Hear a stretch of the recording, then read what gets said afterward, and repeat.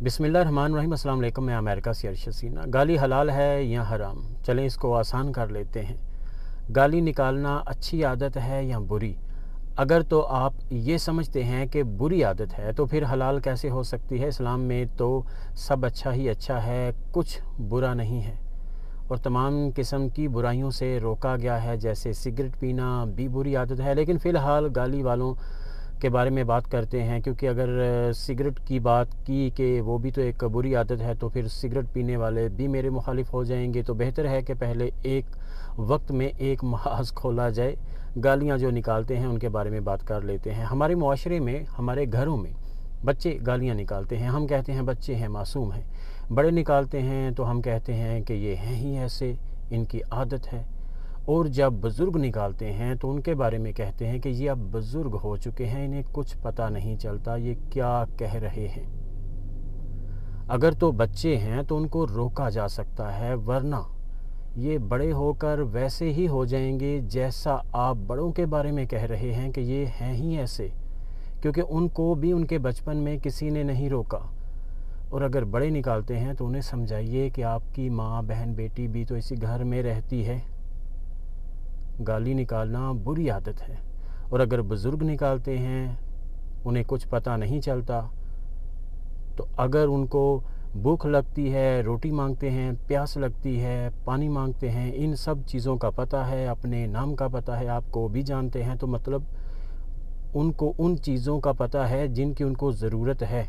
और जब बात गाली की आती है तो फिर उनको किसी चीज़ का पता नहीं चलता। इस उम्र में उनको भी रोका जाए कि बुरी आदत है और गुनाह है, क्योंकि गाली ज़बान का ज़िना है। हमें चाहिए कि हम खुद भी इससे महफूज रहें, बचें, अपने बच्चों को भी, बड़ों को भी, बुज़ुर्गों को भी, और अपने घर से, गली मोहल्ले से, बाज़ार से, पूरे मुल्क से इस बुराई को निकालें। हम ऐसा कर सकते हैं, लेकिन सबसे पहले हमने खुद को, अपनी ज़बान, अपनी सोच और अपने किरदार को अच्छा करना है। हमने इस बुरी आदत से अपने आप को महफूज रखना है, पाक साफ़ रखना है। अक्सर दोस्त अगर आपस में बैठते हैं, जैसे कि अमेरिका में भी होता है, जैसे ही वो आपस में बैठते हैं तो सबसे पहले एक दूसरे को गालियां निकालते हैं और फिर नाउज़ुबिल्लाह हंसते हैं।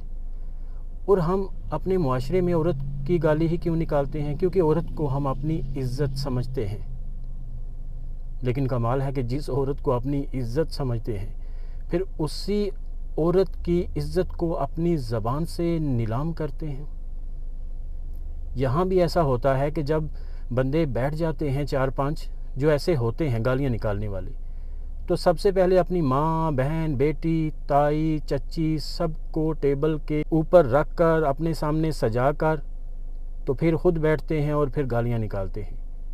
वो उसको निकालता है और वो उसको निकालता है। एक दूसरे को, माँ, बहन, बेटी की गालियाँ निकालते हैं, फिर उस पर हंसते हैं। तो इस बुराई से बचना चाहिए। ये बहुत बड़ी बुराई है, गुनाह है, ज़बान का ज़िना है, और इससे हमें महफूज रहना भी है और दूसरों को भी रहने का कहना है। अपना बहुत सा ख्याल रखिए और अपने साथ जुड़े हुए सभी लोगों का भी, अपने माँ बाप का, बहन भाइयों का, बीवी बच्चों का, अजीज़ों कारब का, दोस्तों का, हमसायों का, गरीबों, यतीमों, मस्कीनों और बुज़ुर्गों का भी। और पाकिस्तान के इस वक्त के जो हालात हैं, एक दूसरे का साथ दीजिए, एक दूसरे के लिए आसानियाँ पैदा कीजिए, किसी के लिए कोई छोटी सी मुश्किल भी पैदा ना कीजिए।